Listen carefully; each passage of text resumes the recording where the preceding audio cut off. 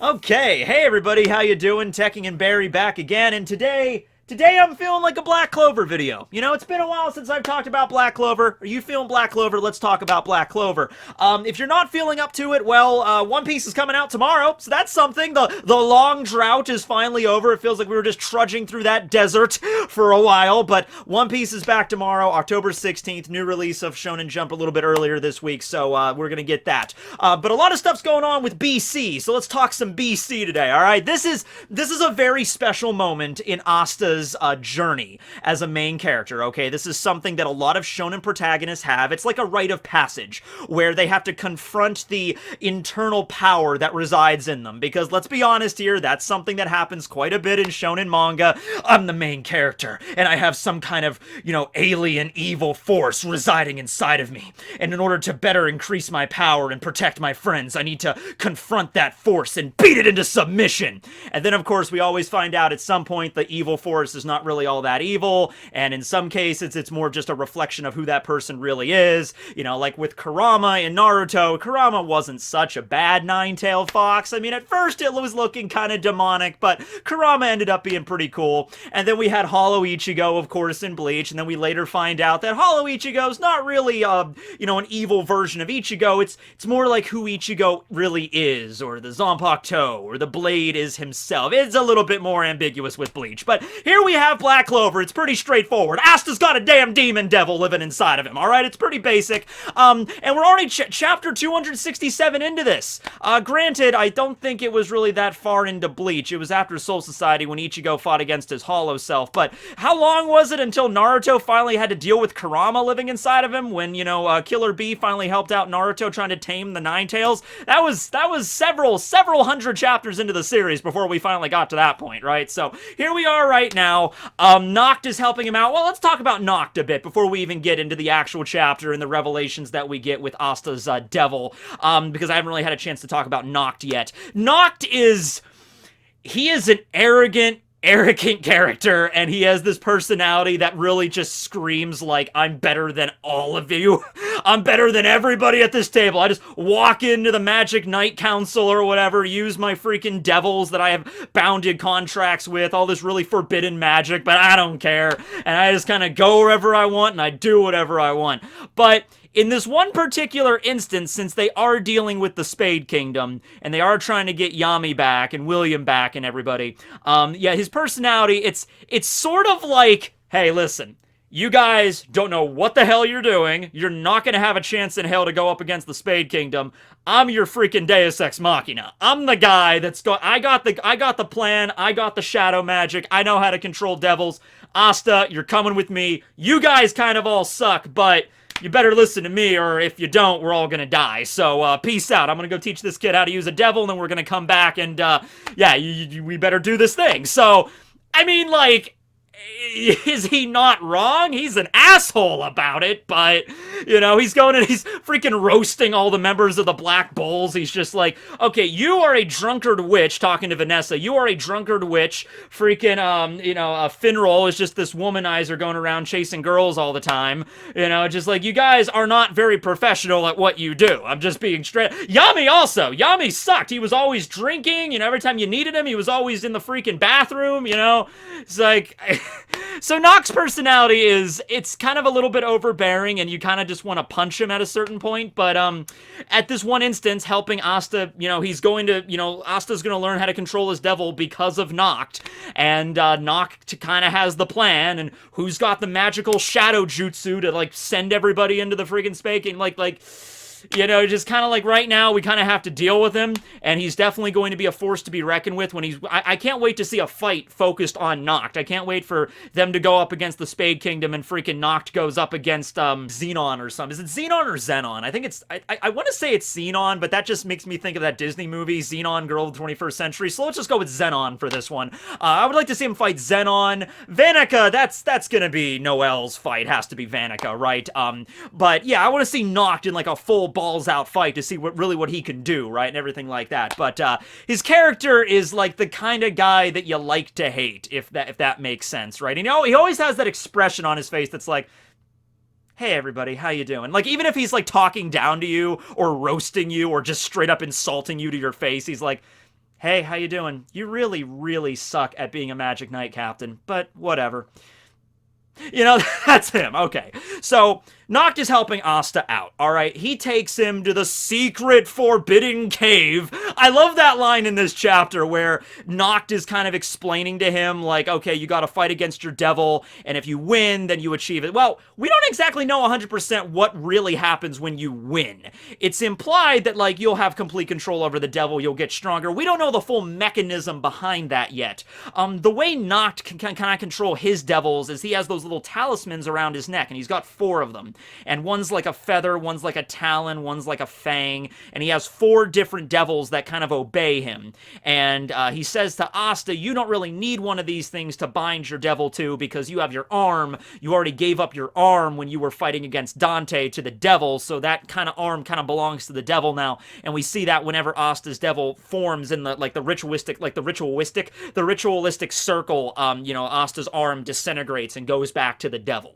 All right, so that's a situation there where Asta might, you know, unless he suppresses this devil, he might not have an arm anymore. But it's kind of like a do or die thing where it's like he wins, great. If he loses, he's pretty much going to be possessed by the devil completely and be turned into this grotesque monster, as Nacht puts it. And at that point, I'm gonna have to kill you.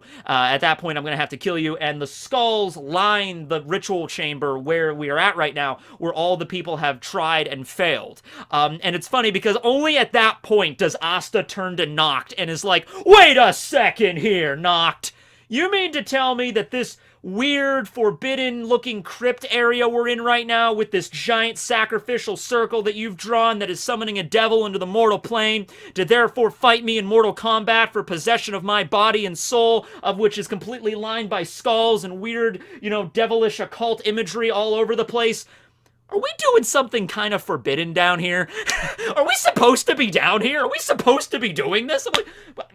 Gee, Asta, I don't know! That was funny. That was funny as hell to me. Just like, wait a second, are we doing something wrong here? I'm like, no, this is totally sanctioned. This is a tourist attraction. People from Clover come all around to see the devil ritual chamber down here. Okay, well, okay, so it's a do or die thing. We kind of figured that out at this point, okay? Although, few things to mention here how this exact battle's gonna go down. Okay, so the devil manifests itself. Last chapter, 266, at the very end of the chapter, we saw the devil's face, kind of like, you know, the shadow, the dark aura coming off of it was kind of peeling away, and we got to see an actual face underneath, right? And it looked like Asta's face, and that was everyone like, oh, what's it gonna be? Now, I thought this was gonna be a thing that's like, alright, it's a devil, so it doesn't really have a specific form. You know, much like Sebastian from Black Butler. It's like you can take whatever form you want. You're a devil, you're a demon, you don't really have an actual form. So I assumed that the devil was going to take the form of Asta to kind of screw with him. I thought that was going to be something like that. Like, you know, he walks out with like the black eyes and like the horns, but he still resembles Asta in terms of the hairstyle and everything. And I thought that's the way that was going to go down. This chapter seems to not imply that. This chapter seems to imply that that is the devil's true form. You know, it walks out and it's just like, man, it's been a while since I've been in the human world. And Asta even points out, like, man, you always said you were supposed to be like really huge. Like every time we see Asta's devil, like he's like in his internal world, his inner world, so to speak. And we always see Asta like floating there, and then the giant devil's like lording over him, and Asta's like really tiny in comparison. But no, apparently the true form of this devil, if this truly is its true form, is relatively small, about the same height as Asta himself. I wonder why that is. Okay, I'm just gonna throw it out there now. What are we debunking on? What are we putting the money on, guys? Is the devil going to be Asta's dad or his brother? Because I see believability on both fronts, and so the fight kind of gets on. The devil can use its powers to not only just take away Asta's arm, so Asta's literally fighting with just one arm here, but also can open up his grimoire, because it's really his grimoire, not, you know, Asta's grimoire, and the Demon Slayer sword comes out, and the devil grabs it, and then starts to use it to fight, meaning that Asta won't really be able to rely on his grimoire here, or his arm. He still has his key sensing, though, so Nacht and him are kind of having a back and forth, and he's kind of looking over at Nacht, like, what do I do? And Nacht's just standing off to the side, like, you gotta fight him. You gotta fight him. You win, great. If you lose, I gotta kill you. That's how it goes, right? And Asta's like, Okay, whatever, but it doesn't really seem like he wants to kill me. And Nacht's like, no, I don't know what that is. I don't know what you're saying, but that makes no sense. Devils are literally existing to, like, cause rampant destruction and kill. They're literally called devils, you know? They don't have reason like that. And the devil, sure enough, is like, damn straight, all devils are scumbags! Bring it on, Asta! And Asta's just like, but you don't seem like such a bad guy. And the devil's like, damn it. You know, and then we get the last scene of the chapter. We get a fade out where the devil looks over at Asta and remembers another person that reminds the devil a lot of Asta, we can assume, and the person looks a lot like Asta, but is a woman, so I'm going to assume Asta's mom.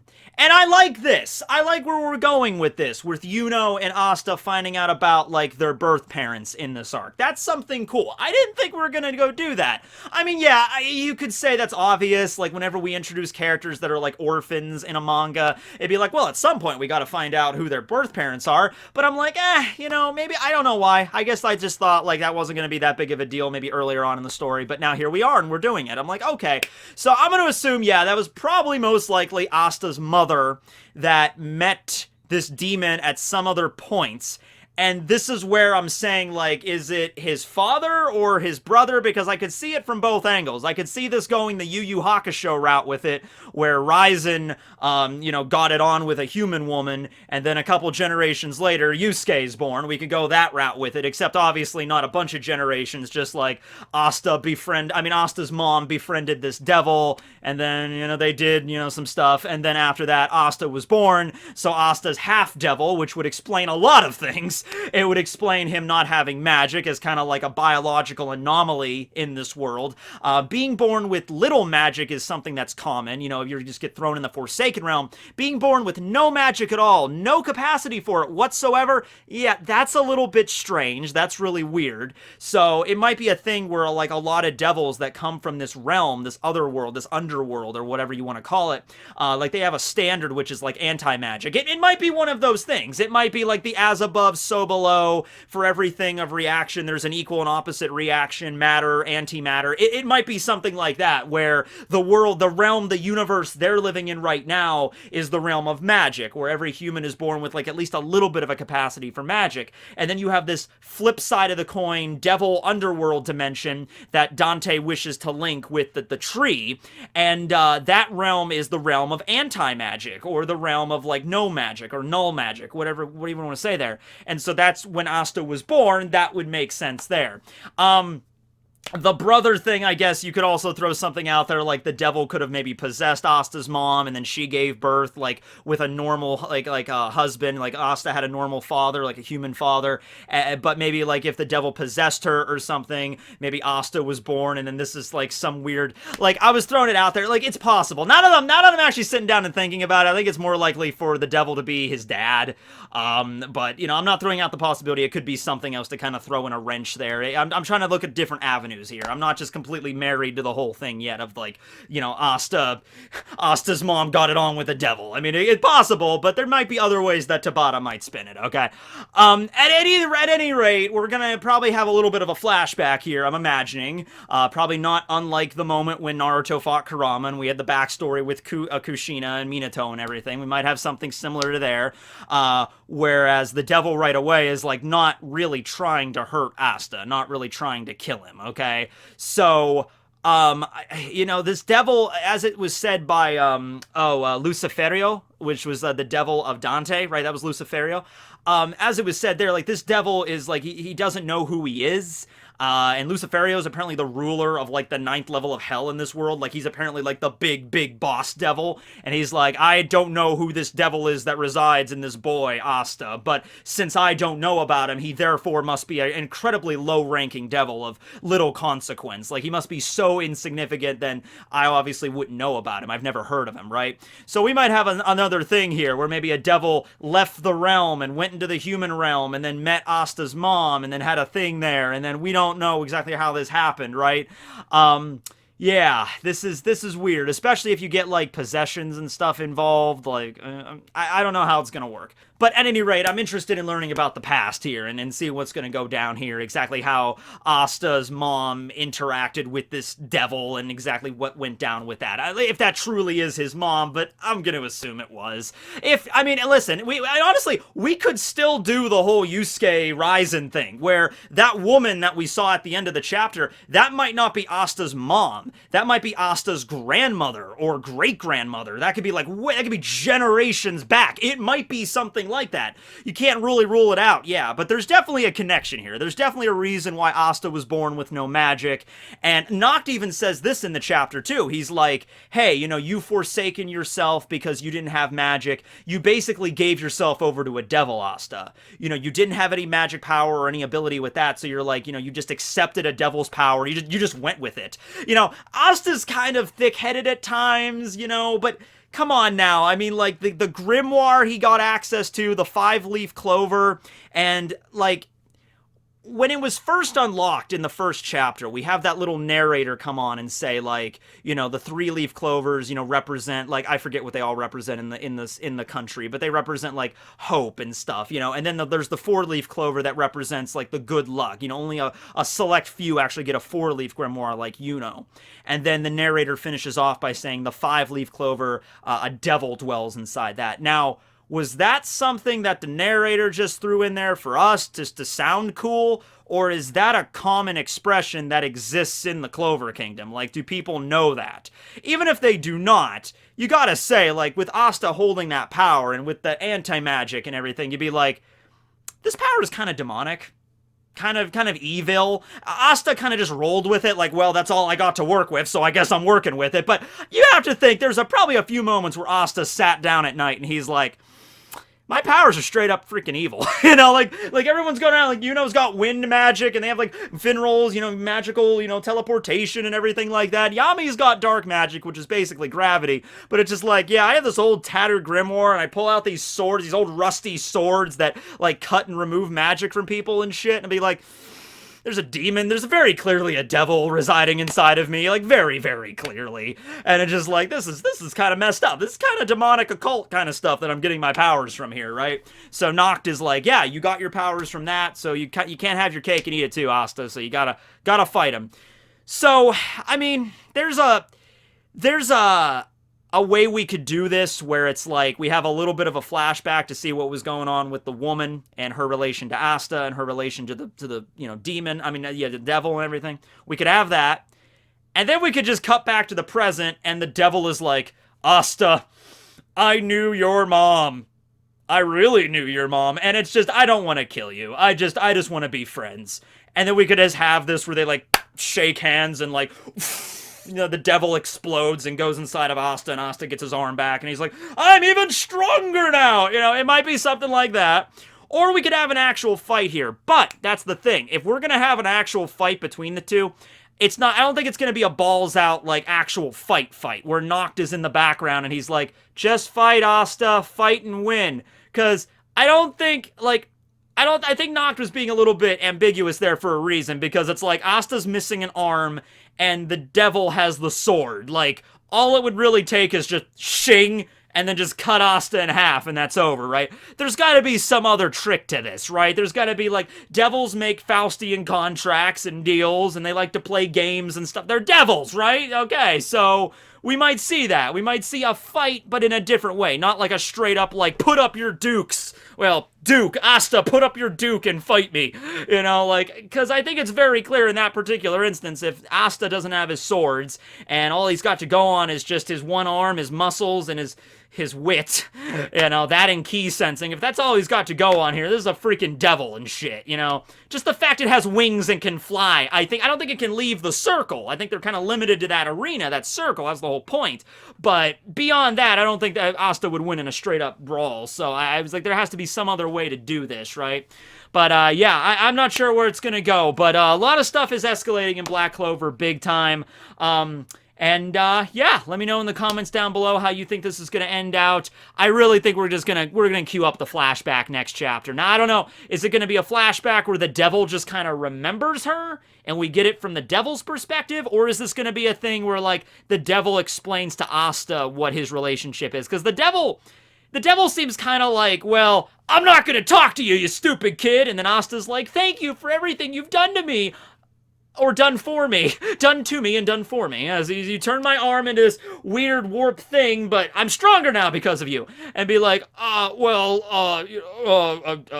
are you, some kind of idiot? Like, the devil doesn't say, well, you're welcome, you know, I guess I do the best I can, you know, thanks for thanking. I've been a devil for, you know, several millennia, and no one's ever even thanked me, so I appreciate that, but I'm really still gotta kick your ass, kid. But you're such a nice guy, you don't want to kill me. Oh, well, I guess you're true. I guess I don't want to kill you. Yeah, I know your mom. Anyway, let's just do the fusion dance and go beat up the Spade Kingdom and get your captain back. How about that? All right, that sounds good. I don't know where this is going, but yeah. All right. Well, anyway, thanks for watching, everybody. Tekking101 signing out tomorrow. One Piece review. I'm gonna try to get the Burn the Witch stuff out Saturday, and then we didn't get a chance to do Mashal this week, but maybe next week I'll get a chance to do that. Thanks for watching, everybody. Tekking. Bye.